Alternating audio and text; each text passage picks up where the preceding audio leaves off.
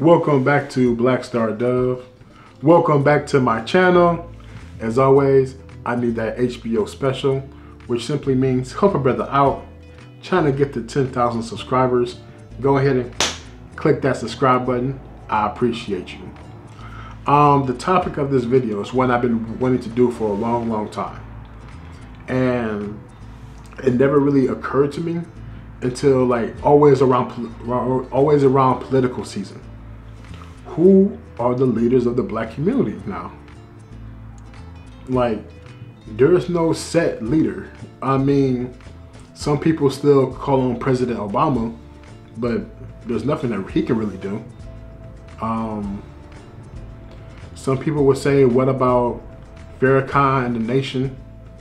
I mean, the nation by itself is a whole nother other thing. But for the most part, we don't really look to the nation like that anymore as a people. You had Jesse Jackson, you had Reverend Al Sharpton. Reverend Al Sharpton. So people would say even new age people such as Tariq Nasheed and Dr. Umar Johnson, like, we have no real leaders. Our leaders usually come in the form of entertainers or athletes. But the thing about having an entertainer or an athlete being a leader is a lot of times, majority of the time, they're not well educated and in a particular subject to be giving an opinion that's going to affect the masses. Like, all they care about is vote for this, vote for that, with no real feeling or meaning behind it. And then it's like they get used up for this particular thing and then just thrown away. Have you ever noticed that? Like, they would use up these, like, politicians would use up athletes and rappers or just entertainers, but most of our entertainers are rappers. And they would use them up and then they just like spit them out. Like, for instance, remember when Joe Biden was on this last political campaign, right? He said, if you don't vote for me, you're not black, on the Breakfast Club, and everyone just co-signed it. Like, it was like the craziest shit. I'm like, there was no policy talking, there was nothing. But when they go to other ethnicities and other groups of people, they talk about policies. They talk about what they're going to do.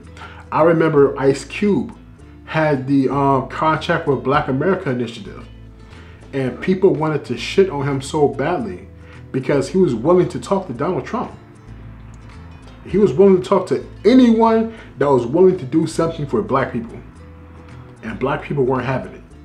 They was like, we're just gonna stick with the Democrats and all that stuff. And then that's when I made that video like a little while ago when I said that I think I'm becoming more conservative. Because my thing is this, and like I said, I do have my degree in political science. I don't use it, but I've always been a person that's been into politics. If it doesn't benefit me and my people, I don't care who it is, I would say don't vote for them. Like, we have to start making people earn our votes. This is where leaders come in. Real leaders. The church isn't a leader anymore. The church hasn't been a leader in quite some time. And I know I'm going to offend a lot of Christians with that. I know I'm going to offend a lot of churchgoers with that. The pastor hasn't been a leader in quite some time. Entertainers have technically never been leaders. Especially some of these people, like, have you listened to their lyrics? Like, some of the most vile, disgusting things. This is for both men and for women. And we want them leading us? Athletes. Most of them are dumb as a box of rocks. Let's just keep it what it is. They just had the ability to, you know, be able to perform good at their selective sport. And they're rich, they're millionaires. They're more well off than I am, so more power to them. But we cannot be looking to them for political commentary. I remember LeBron. Like, I love me LeBron James. Like, but when I hear him speak on political issues, you can tell that he really doesn't know what he's talking about. And then it was proven like the absolute worst during that whole China debacle. Man, he really